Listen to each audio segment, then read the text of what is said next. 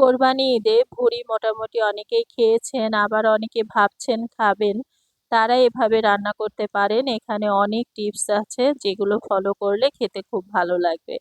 তো আমি এখানে ভুড়ি খুব ভালোভাবে পরিষ্কার করে তারপরে এই যে তেল, তারপরে মোটা ভুড়ি সবকিছু একসাথে ভালো করে জাল দিয়ে নিয়েছি। এখন তেল যেটা গলে গেছে এইটা আমি আর নিব না, কারণ এটা কিন্তু আসলে শরীরের জন্য অনেক ক্ষতি। এমনিই ভুঁড়ি ক্ষতি, তারপরেও এটা নিব না, ওটা বাদ দিয়ে দেব।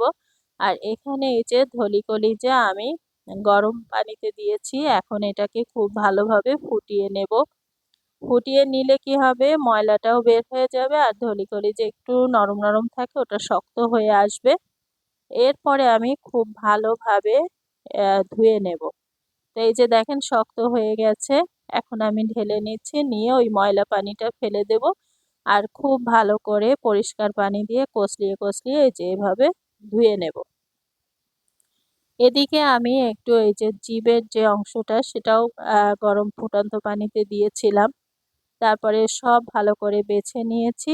এর সাথে একটু চর্বিওয়ালা মাংস টুকরো করে দেবেন, তাহলে আরো ভালো লাগবে।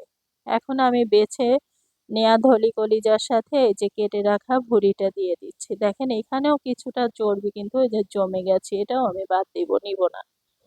এবার আমি দিয়ে দিচ্ছি হলুদের গুঁড়ো, তারপরে দিব মরিচের গুঁড়ো। এই যে মরিচের গুঁড়ো দিয়ে দিচ্ছি। এরপরে দেব ভাজা জিরের গুঁড়ো। ভাজা জিরের গুঁড়ো দেওয়ার পরে পেঁয়াজ, রসুন বাটা, আদা বাটা, এরপরে কিছু পেঁয়াজ কুচি দেব। এই যে পেঁয়াজ কুচি দিয়ে দিচ্ছি। এখন সব উপকরণগুলো আমি খুব ভালোভাবে মিশিয়ে নিচ্ছি। তো ভুঁড়ি গতানুগতিক তো সবাই রান্না করেন, এখানে পার্থক্য হচ্ছে এই যে ধলি কলিজা, তারপরে ছোট ছোট টুকরো করা মাংস একটু যদি ভিতরে দেন খেতে কিন্তু আরো ভালো লাগে।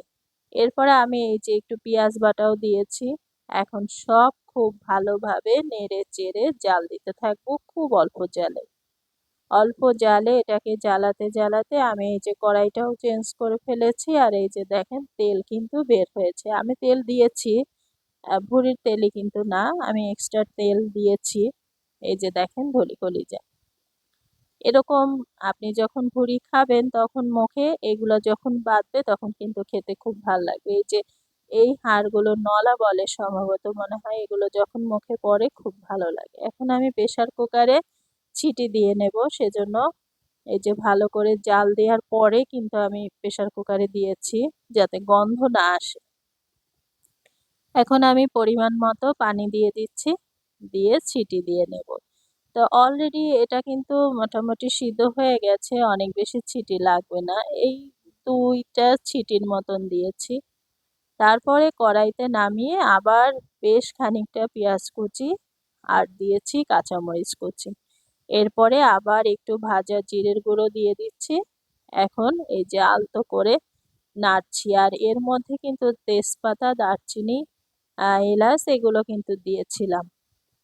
তো এই যে ভালো করে নেড়ে চেড়ে ঢেকে দেবে এবং অল্প জালে রেখে দেব, কারণ এটা তো সিদ্ধ হয়েই গেছে।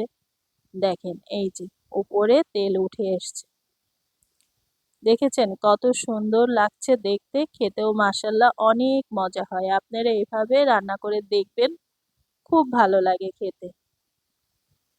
তো আমাকে আমার একটা বড় আপু এভাবে রান্না করা শিখিয়েছিল, তার কাছ থেকে শেখার পরে আমি এভাবে রান্না করেছি, খুবই ভালো লেগেছে। আপনারা ট্রাই করবেন।